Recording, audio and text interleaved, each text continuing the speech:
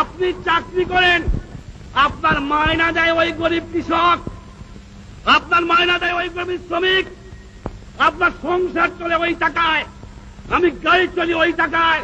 ওদের সম্মান করে কথা বলেন, ওদের ইজ্জত করে কথা বলেন, ওরাই মালিক, ওদের সংসারই চলে।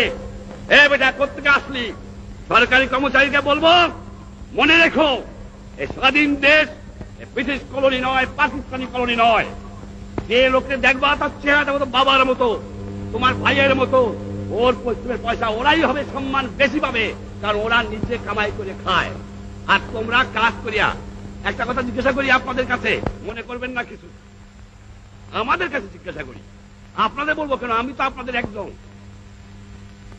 আমাদের লেখাপড়া শিখাইছে কিনা? আমার বাপ মা। আমরা মনে করি বাপ মা। আমাদের লেখাপড়া শিখাইছে কে? আমার আজ ডাক্তারি পাস করায় কে?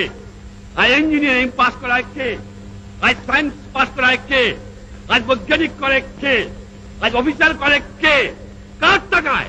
আপনাদের কাছে আমার জিজ্ঞাসা, শিক্ষিত ভাইরা, আপনার লেখাপড়ার খরচ করে দিয়েছে শুধু আপনার সংসার দেখার জন্য নয়, আপনার ছেলে মেয়ে দেখার জন্য নয়, দিয়েছে তাদের আপনি কাজ করবেন, সেবা করবেন।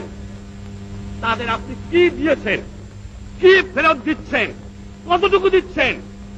তার টাকায় ইঞ্জিনিয়ার সাহেব, তার টাকায় ডাক্তার সাহেব, তার টাকায় অফিসার সাহেব, তার টাকায় রাজনীতিবিদ সাহেব, তার টাকায় মেম্বার সাহেব, তার টাকায় সব সাহেব।